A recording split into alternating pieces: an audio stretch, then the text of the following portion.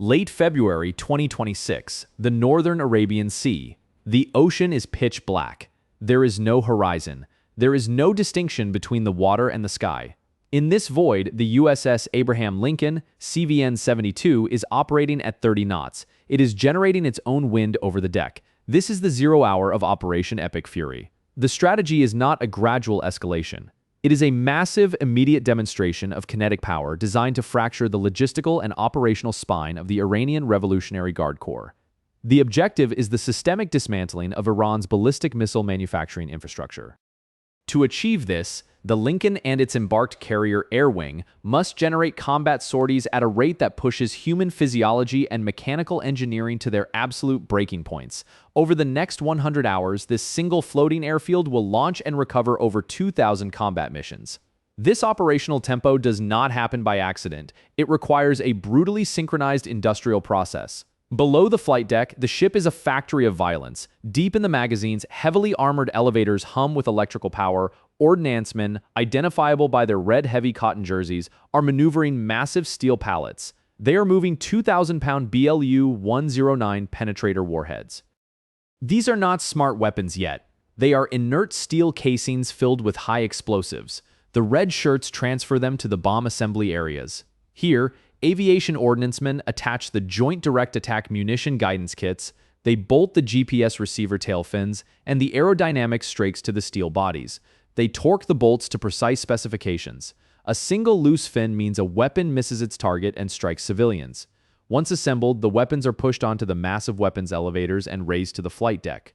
Topside, the environment is hostile. It is a landscape of deafening noise, extreme heat, and constant danger. The temperature of the jet exhaust from turning aircraft can melt human flesh. The intake vacuums can ingest a man in a fraction of a second. Under the dim red glow of low-level deck lighting, the Ordnance crews muscle the heavy weapons under the wings of the waiting F18 Super Hornets. They use manual hoists.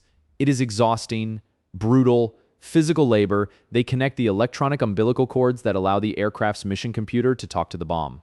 At 11:30 p.m., the launch cycle begins. This is the imagery that will define the opening of Epic Fury to the world. High-definition thermal cameras mounted on the island superstructure record the sequence. It becomes the visual signature of the campaign. A yellow shirt, a flight deck director uses glowing wands to guide an F-18 Super Hornet onto the catapult track. The aircraft weighs nearly 60,000 pounds fully loaded with fuel and ordnance. The nose gear is precisely maneuvered over the catapult shuttle. A green shirt slides under the turning jet. He attaches the holdback bar to the rear of the nose gear and connects the launch bar to the shuttle. He scrambles clear. The pilot runs the twin General Electric turbofan engines up to maximum military power. He then engages the afterburners. Twin columns of blue-white fire erupt from the exhaust nozzles. The noise is a physical pressure against the chest of every sailor on deck. The launch officer touches the deck. The button is pressed. Below decks, massive valves open. High-pressure steam from the ship's 2 nuclear reactors floods into the catapult cylinders. The pressure builds instantly. The physical holdback bar attached to the nose gear snaps precisely at its engineered shear point. The aircraft accelerates from 0 to 160 miles per hour in 2.5 seconds. The physical toll on the pilot is immense. Blood is forced toward the back of the brain. The eyeballs flatten. Spatial disorientation is an immediate deadly threat. Because it is night and there is no horizon, the pilot's brain will swear the aircraft is tumbling. The pilot must ignore his inner ear and stare entirely at the glowing digital displays of his instruments to establish a positive rate of climb. Within minutes, the airspace above the carrier is saturated. The strike package forms up in the darkness. F-18 Super Hornets are joined by EA-18G Growlers, electronic warfare aircraft tasked with blinding the Iranian surface-to-air missile radars. The physics of a heavy strike package dictate an immediate need for fuel. Launching an aircraft at maximum weight requires immense thrust, which burns thousands of pounds of aviation fuel in minutes.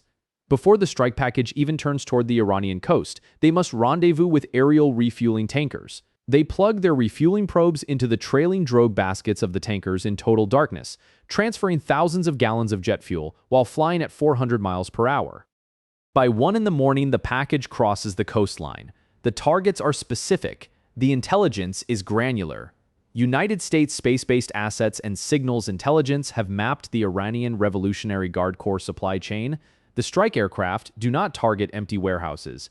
They target the critical nodes of ballistic missile production. They aim for the solid propellant mixing facilities deep in the Zagros Mountains. Solid rocket fuel is highly volatile during the manufacturing process. It requires massive specialized industrial mixers. These mixers are complex, difficult to manufacture, and nearly impossible to replace under a heavy sanctions regime. At 30,000 feet, the F-18 pilots reach their release points. The mission computers calculate the exact ballistic trajectory, factoring in aircraft speed, altitude, wind shear, and target elevation. The weapons drop. The 2,000-pound penetrators fall unpowered. They rely entirely on kinetic energy and gravity. Their GPS fins make micro-adjustments, steering the heavy steel cylinders through the night sky. They strike the reinforced concrete roofs of the mixing facilities at supersonic speeds. The hardened steel casings punch through the concrete. The intelligent fuses in the tail of the bombs count the milliseconds. They measure the deceleration. Once the bomb has passed through the roof and entered the empty space of the factory floor, the fuse detonates the explosive charge. The overpressure destroys the industrial mixers. Secondary explosions rock the valleys as volatile chemical precursors ignite. In a matter of minutes, months of Iranian ballistic missile production capacity is vaporized. Simultaneously, other elements of the strike package target command and control bunkers. They sever the fiber optic communications lines connecting the Revolutionary Guard leadership to their coastal defense missile batteries. They dismantle the nervous system of the adversary. By 3 in the morning, the aircraft turn back toward the sea. The threat is not over. The return to the carrier is often the most dangerous phase of the mission. The pilots are exhausted. Their adrenaline is crashing. They have been flying combat maneuvers in total darkness for hours. Now they must land a jet on a pitching deck that is moving away from them. The recovery sequence is a masterpiece of applied physics and strict operational discipline. The carrier turns into the wind. The F-18s enter the holding pattern above the ship. One by one, they break formation and enter the glide path. The pilot must catch one of the 4 steel arresting wires strung across the deck. He flies the aircraft by watching the optical landing system, the meatball. It is a gyroscopically stabilized array of lights that gives the pilot instantaneous visual feedback on his glide slope. If he is too high, he misses the wires. If he is too low, he strikes the stern of the ship, creating a catastrophic fireball. The pilot does not flare the aircraft for a soft landing. He drives the jet into the deck. The moment the main landing gear slams into the steel, the pilot pushes the throttles to maximum afterburner. This is counterintuitive, but if the tailhook bounces and misses all 4 wires, a bolter, the jet must have enough power to immediately take off again. If the hook catches, the arresting wire pays out from massive hydraulic engines below decks. It absorbs the kinetic energy of a 40,000-pound aircraft traveling at 150 miles per hour, bringing it to a complete stop in just over 300 feet. The physical violence of the deceleration throws the pilot violently against his shoulder harness. The pilot pulls the throttles to idle. The flight deck crew immediately swarms the aircraft. They direct the pilot to fold the wings. The jet is chained to the deck. The pilot climbs down. He walks to the ready room for debriefing. He will sleep for 4 hours, and then he will do it again. This cycle, launch, strike, recover, refuel, reload, continues without a pause. To achieve 2,000 sorties in the first 100 hours, the flight deck can never be empty. The deck crews work in agonizingly long shifts. Maintainers sleep on the cold steel deck plates under the wings of the jets, grabbing 10 minutes of rest while waiting for a hydraulic pump to be replaced. The aviation fuel pumps run continuously. The ship's evaporators pull millions of gallons of seawater, desalinate it, and feed it into the nuclear reactors to generate the steam necessary to keep the catapults firing. The ship physically shudders with every launch by the end of the first 100 hours. The operational picture has fundamentally changed. The continuous, unrelenting pressure of the Abraham Lincoln's air wing has shattered the airspace.